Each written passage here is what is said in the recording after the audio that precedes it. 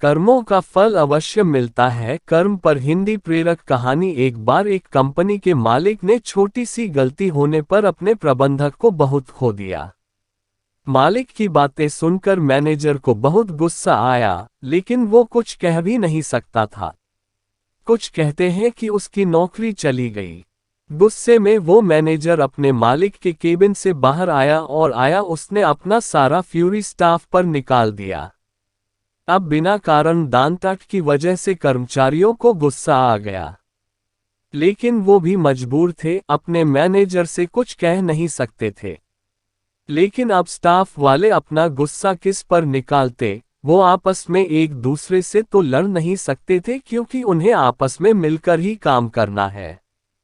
तो सारे स्टाफ वाले घर जाते वक्त अपना गुस्सा किसी ना किसी बात को लेकर गेट पर खड़े वॉचमैन पर निकालने लगे। उनकी बातें सुनकर वॉचमैन को भी गुस्सा आ गया। अब वॉचमैन अपना गुस्सा किस पर निकाले? सारा स्टाफ निकल गया। वॉचमैन ने गुस्से में ऑफिस का ताला लगाया और घर आ गया। घर पर आया तो उसकी पत्नी ने उसकी पसंद का खाना नहीं बनाया था। वॉचमैन का गुस्सा और बढ़ गया। उसने ऑफिस की भड़ास भी अपनी पत्नी पर निकाल दी और उसे बहुत सुना दिया। पति की बातें सुनकर पत्नी को भी गुस्सा आ गया। वो अंदर गई और उसने अपने बच्चे को एक जोर का थप्पड़ मार दिया और बोलने लगी, पढ़ाई करता नहीं है और सारा दिन टीवी ही देखता रहता है। मम्मी से मार खाकर वो बच्चा गुस्से में घर से बाहर निकल गया। बाहर आकर उसने एक पत्थर उठाया और अपना गुस्सा निकालने के लिए उसे आसमान की तरफ फेंक दिया। वो पत्थर थोड़ा दूर सो रहे एक कुत्ते के सर में जा लगा। कुत्ता गुस्से में उठा और उसने इधर उधर देखा तो उसे दूर एक आदमी दिखाई दिया। कुत्ते ने सोचा कि पत्थर इसी ने मारा होगा। कुत्ता दौड़ता हुआ गया और उसने उस आदमी को काट लिया। उस आदमी ने बड़ी मुश्किल से उस कुत्ते से अपना पीछा छुड़ाया, और जिस आदमी को उस कुत्ते ने काटा वो उसी कंपनी का मालिक था जिसने सुबह ऑफिस में अपने मैनेजर को डांटा था। वो आदमी थोड़ी देर तक बस यही सोचता रहा कि आखिर इस कुत्ते ने मुझे बिना वजह काटा क्यों? रोज तो ये मेरे पास दुम हिलाता हुआ आता था, लेकिन आज इसे ऐसा क्या हो गया जो इसने मुझे काट लिया? इस मोटिवेशनल कहानी से आप समझ गए होंगे कि कर्मों का फल हमारा पीछा नहीं छोड़ता।